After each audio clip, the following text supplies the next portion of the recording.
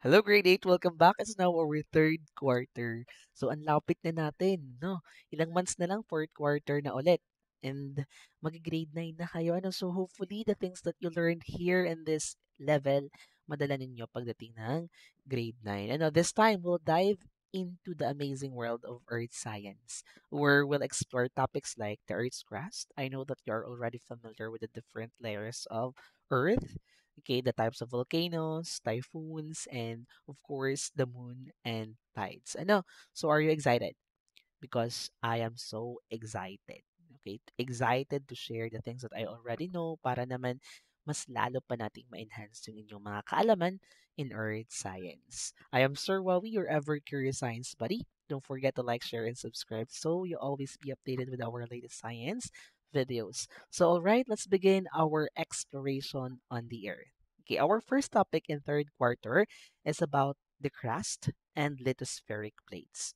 Okay, napakadali at alam nyo ba na itong week 1 ang pinakamaikling lesson, okay, sa lahat ng lesson in third quarter. Kaya napakagandang topic ito for classroom observation kasi sobrang ikli lamang. Okay? So, sige. For our learning competency, identify what proportion of the Earth's surface is covered with water as opposed to land. Second, gather information from secondary sources to name and describe the upper crustal layers of the solid Earth. Ano po? So, napakadali yung competency. Okay, so for the objectives, estimate the proportion in percent of the Earth's surface covered by land compared to water. And for the second one, differentiate between oceanic and continental crust and classify landforms based on their location on the type of crust. Okay, ano ba yung goal natin for today? So, estimate lang natin ano ba yung proportion ng earth na covered ng water. Okay, and then we will differentiate the two main classification of crust, the oceanic and continental. And then, identify din natin ano yung mga landforms na possible makita in oceanic and continental crust. And this lesson, syempre, kailangan niyo ma-master ito kasi kailangan niyo ito in the next level. Okay. So for our first activity, review part, okay, mag-review muna tayo. Before we dive into our lesson, let's have a quick review. As you can see here, okay, in the presentation, okay, we have a figure of the Earth. Our planet Earth, which is made up of different layers. Familiar pa ba tayo sa different layers of the Earth? Okay, sige nga, let's start with the first one, the very upper or the upper portion of the Earth. Okay, it's the crust. Okay, that's the first layer of the Earth. Okay, so ayan, the first layer of the Earth is the crust. So familiar naman, ano? So again, what is a crust? Okay, so a crust is the outermost solid rock layer of the Earth that is further classified as oceanic and continental crust. Ano po? Okay, so that's the first layer of the planet Earth. So what can you say about crust aside from this definition? Okay, so meron tayong two classification, tandaan, yung oceanic and continental, ano? Okay, so pag sinabi natin crust, very thin and solid. Manipis daw, but solid or in solid form. Okay, ano ba yung mga solid form? Like rocks, the soil, minerals, and many more. Okay, so yun yung meron doon sa crust. Ano po? Okay, second layer. So we have, ayan, the mantle. Okay, so familiar. So mantle is or it is the thickest layer that makes up most of the earth. This can be further divided into upper and lower mantle. So kumbaga, kung yung crust natin is the thin layer of the earth, okay, yung mantle naman is yung kanyang opposite, the thickest part of the earth. Meron din tayong upper mantle and lower mantle. So ano ba yung mantle? Okay, mantle is made up of hot, semi-solid rocks that slowly move. This movement causes earthquake and volcanic eruptions. Yun lang naman, nagkakaroon kasi sa mantle, kung mararecall natin, may movement. At yung movement na yun is yung tinatawag nating convection current that causes the movement of plates. Okay? And ano yung nagiging effect? Okay, earthquakes, volcanic eruptions. Okay. So next, we have the outer core. Ayan, so outer core is the liquid layer hot enough to be molten. Liquid layer. Okay, yun yung outer core natin. Ano? So, aside from this one, the outer core is made up of liquid metals, which is mostly iron and nickel. Ano? And its movement produces Earth's magnetic field. Tandaan natin, it produces Earth's magnetic field. Next, okay, the inner core. Ano naman yung inner core natin? Ayan, it is the solid layer of the planet under immense pressure and the center of the Earth. Solid po yung ating inner core. Ano? Okay, under immense pressure. Okay, which is solid siya kasi, okay, that's because or due to the extreme pressure. Okay, and even the inner core is too hot. Okay, solid pa din siya. Okay, kasi nga it's because of immense pressure under it. Kaya yun yung naka-affect sa kanyang state of matter. Ano? So, solid. Tatandaan natin. And remember that the crust is the thin, solid shell of the Earth while the deeper layers are hotter and denser. So remember that mga anak. Ayan. So for our first activity today, it's unlocking vocabulary, Earth's crust, for the objectives to enhance students' understanding of key terms related to the Earth's crust and use them correctly in context. So we have our PowerPoint presentation. So for the instructions, read each vocabulary meaning or clue carefully. Okay, identify the correct word that matches the meaning. And for the third one, write your answer clearly on the space provided. Okay, so so what about this one? The first word, the constant ratio between mass and volume of matter. Correct. It's density. Okay, so what is density again? Ano ba yung density nung kayo grade 7? Pag sinabi nating density, di ba, it's a measure of how tightly packed the molecules are in an object. And kung titingnan natin yung particle model of matter, of solid, liquid, and gas, makikita natin doon kung sino ba yung pinaka-tightly packed.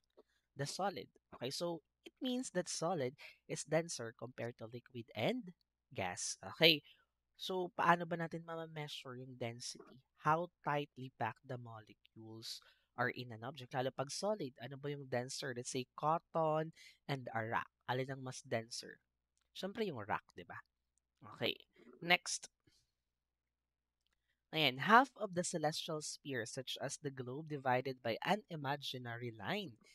Okay, ano kaya yan? So, yan po yung division. The Earth is divided into halves. Okay. So, ano kaya? Most continents are found in blank, okay, in the north, and, okay, while in the south, okay, mostly, it's like oceans, okay, and ano pa ba yung pwede natin makita sa south? Glaciers, okay. So, ano kaya yan? It's okay, hemisphere. Ayan po. Ano? So, hemisphere. Tatandaan natin. Ayan po yung ating Earth is divided into halves. The northern and southern hemisphere. Okay. Next, anything that relates to oceans. Anything that relates to ocean. Okay, it's oceanic. One of the classification of crust. Ano? Ayan. Okay, next. Anything that relates to continents. Okay, it's continental, the second classification of crust. Okay, next. Natural physical features of the Earth's surface, such as mountains and volcanoes. Okay, it's landforms. Okay, so do you think that landforms can only be seen in continental or in, let's say, continents? Or yung question ko mga anak is, do you think na yung mga landforms like volcanoes, okay, ay makikita lamang sa lupa? Okay, so do you think na may mga volcanoes kaya sa ilalim ng dagat? Okay, so meron po meron ding mga volcanoes underwater, meron ding mga volcanoes, okay. Siyempre, meron ng mga volcanoes talaga na yun yung common din nating nakikita is yung nandito sa lupa. Okay, pero mind you, mga anak, may mga bulkan din sa ilalim ng tubig. Okay. So these are example of landforms. Okay. Next, for our activity number two, land or water, a world map activity. Okay, so ito po yung by group. The activity aims to estimate the proportion and percent of the Earth's surface covered by land compared to water. So we have our PowerPoint presentation, a world map, and a marker. So, mga mama sir, prepare na din kayo. Mas maganda din kasi itong ipagawa. Nasa exemplar natin ito. So, nakita ko din na maganda tong activity ipagawa sa mga bata para mas magets nila yung percentage talaga or proportions ng water sa ating planet. Okay, so ito yung procedure. Divide the class into groups with at most 5 members. Lay down the world map on the flat surface. One member must be blindfolded and use his or her index finger to point to the map 10 times to different parts of the map. For every trial, record in table 1 whether the finger points on land, okay, or water. Yan. Repeat steps 3 and 4 for all the members of the group. After all members take turns, count how many L and W, yung L natin is land, and water were recorded. Okay, so yung pwede nating itarpapel ito mga mamen, sir, para mas okay din naman, ano, kung hindi hassle. Hindi naman, madali lang naman mag-print ng tar papel. Okay, sige. So, hindi na natin 'to gagawin dito kasi ito yung group activity. So, ito yung mga guide question after the activity. What is the percentage of recorded land in table 1? Okay, so ito yung expected answer natin. So, kayo nang bahala kung ano ba yung expected answer na makukuha ng mga bata based on their activity. What is the percentage of recorded water in table 1? What can you infer from the difference in the percentage of land and water? Okay, so hayaan natin yung mga bata, okay, na magsagot nito. So magkakaroon tayo ng iba't ibang results, okay? Pero syempre, meron tayong pinaka-common na hinahanap. Ano mga maman, sir? Ayan. So ito yung ating northern hemisphere, the southern hemisphere, the western hemisphere, and eastern hemisphere. Okay. Ayan. So what have you observed when the water and land distribution in our planet? Okay, so the Earth's surface is mostly covered with water, but land masses are not evenly distributed. Okay, so yung ating Earth, napansin naman natin na mostly it is covered by water. Pero naman may mga land din naman, but yung land masses is not properly or evenly distributed. Anong hemisphere? Let's say the northern and southern. Alin dun sa dalawa yung may pinakamadaming land? Okay, okay, correct. It's the northern hemisphere. That's why sometimes the northern hemisphere is kino-considered natin as land hemisphere or continental hemisphere kasi mas madami yung land niya compare sa water. Okay. Next, ayan, large continents like Asia, Europe, and North America are concentrated in the northern hemisphere, while the southern hemisphere has fewer continents, mainly South America, Africa's lower part, Australia, and Antarctica, and is dominated by oceans. Okay, yun po yung ating proportion. Ayan. Next, why do you think the northern hemisphere is also known as the land hemisphere and the southern hemisphere as the water hemisphere? Bakit kaya? Nasagot ko na din to. Okay, so the northern hemisphere contains the majority of the world's land area, about two-thirds of all land on Earth, with most continents located there. That's why it's often called the land hemisphere. Okay, and then the southern hemisphere, on the other hand, has far less land and is mostly covered by the Pacific, Atlantic, and Indian Oceans. Because water dominates its surface, it is called the water hemisphere. Okay, so when you look at a globe or a world map, mga anak, what do you notice about the land and water? Okay, di ba? The Earth's surface is mostly covered with water based on your activity earlier, ano? And did you know that about 71%, okay, of Earth, the 71% of our planet is covered with water, while only around 29% is land. Ang dami, ano? 71% ng Earth natin ay covered with water. Okay, next. Ayan, so let's explain, okay, the Earth's crust. Okay, it's the outermost layer of the solid surface of the planet, known as the Earth's crust. Is what gives the planet its thin, inflexible shell. Yan yung ating crust. Ano, nandyan yung mga landforms, dyan tayo nakatira, yung mga biotic or yung at mga organism, nandyan nakatira sa uh, crust. Okay, next, Earth's surface is home to vast range of landforms. Tama. May mga bulkan dyan, okay, hills, mountains, okay, and marami pang landforms, which are the result of the interaction of various minerals, rocks, and geological characteristics. So magtataka tayo mga anak, how do these landforms form? Paano ba sila nabuo dyan sa crust na yan? Okay, di ba? Basta na lang ba sila? Originally ganyan na? Okay. So, mga anak kong, if we're going to dig deeper, okay, volcanoes, mountains, and other landforms are formed because of the interactions of the different plates, okay, that can be found in our planet. I know na yung familiar na kayo dyan sa plates na yan kasi na-encounter niyo na yan, di ba? Okay, so sige. So, the crust is classified into two. Okay, naka-classify siya into two mga anak. The oceanic and continental crust. Okay, pag sinabi nating continental crust, yan yung nakatira tayo kung saan mostly terrestrial organism nandiyan. While the oceanic crust, okay, nandyan yung oceans, ocean beds, okay, ayan, oceanic crust. Okay, tingnan natin ha, analyze na tayo. Tingnan ninyo, observe niyo yung thickness ng oceanic and continental. Okay na, na-observe na natin yung illustration.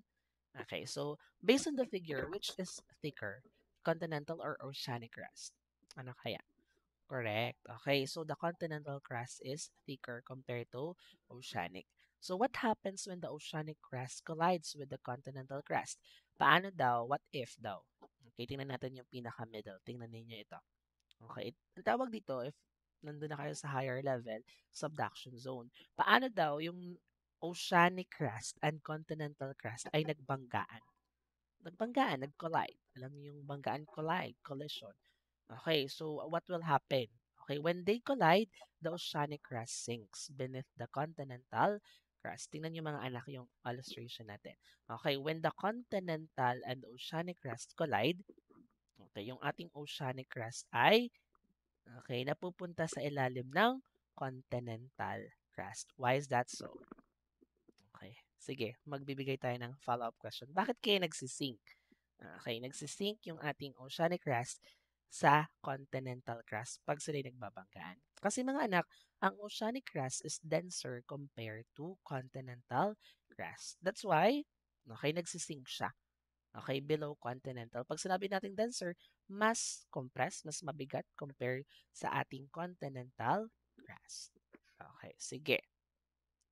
What does your answer in item number 2 imply about the densities of continental and oceanic crust? Okay, nasagot ko na naman yung tanong. Ano, this means the oceanic crust is denser than the continental crust. Kaya siya ay nagsisink pag nagko-collide yung continental and oceanic. Okay, tatandaan natin. Ayan, continental crust made mostly of granitic rocks. Okay, yan, mostly made of granitic rocks ang ating continental crust. This form of crust is thicker and less dense than other types. Less dense. Tatandaan ha. The Earth's continental crust, which is made up of plains, mountain ranges, and variety of geological features, creates the continents and bigger land masses.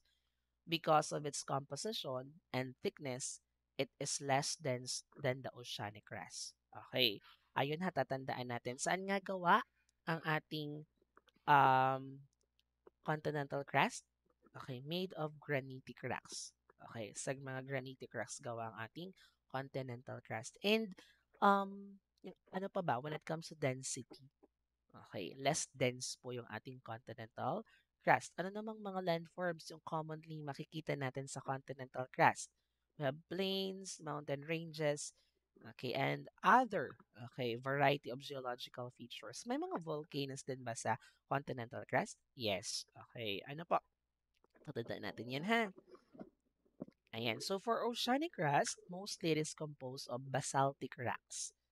Okay, the oceanic crust is thinner and denser than the continental crust.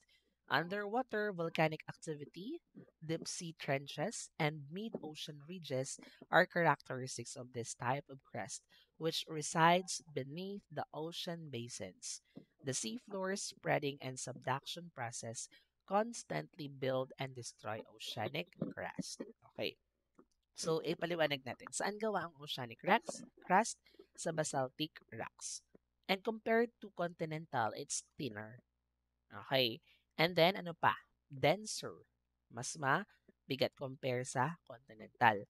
And ano pa ba yung mga landforms na pwede nating makita, okay, in oceanic crust? Nandiyan yung mga deep sea trenches, okay, mid-ocean ridges, okay, yun po yung ating mga possible landforms na makita natin sa oceanic crust. Okay. Next. Sige, fill in the blanks muna tayo based on the two paragraphs na binasa natin. The continental crust is made mostly of, correct, it's granitic rocks. Ano? Compared to the oceanic crust, the continental crust is thicker and is it denser or less dense? Less dense. Okay. Ano naman yung mga landforms na makikita ulit natin sa continental? Plains, mountain ranges, and other geological features. Okay, make up the continental crust. The blank crust is mostly composed of basaltic. Ano namang crust yun? It's oceanic. Okay. And the oceanic crust is thinner and denser than the continental crust. Tatandaan natin. Underwater volcanic activity, deep sea trenches, and mid-ocean ridges are features of the oceanic crust. Okay. And, okay, bonus po ang number 7. Okay, the process of blank spreading and blank constantly build and destroy the oceanic crust. The process of seafloor spreading and subduction constantly build and destroy the oceanic crust. Nakita naman natin yung subduction zone kanina. Yun yung point kung saan nagsisink, okay, yung ating oceanic crust below the continental crust. Okay. Next.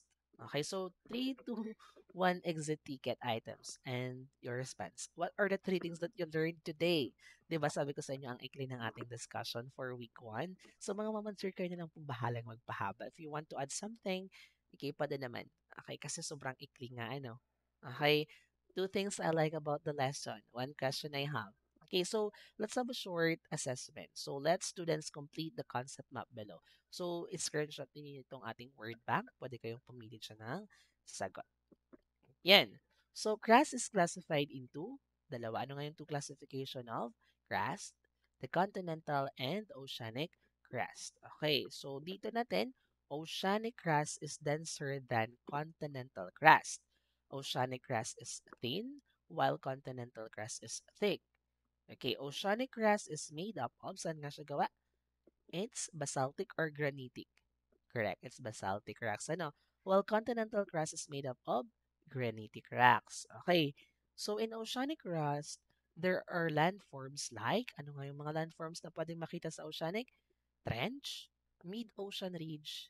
Okay, while in continental crust has landforms like volcanoes. Okay, palitan natin yung spelling ng volcanoes. And mountains. Ano, volcanoes and mountains. Okay, yun lang na yung mga possible na mga landforms in continental crust. Okay, so, pero may mga volcanoes din po ba in oceanic?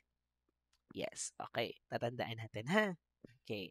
Sige. So I hope that you learned something for today. Okay, that's the lesson for week 1. Napakadali. The oceanic crust, the continental crust, okay, the proportion of water in Earth's surface. Ilan nga? Okay, yung percentage ng water sa Earth.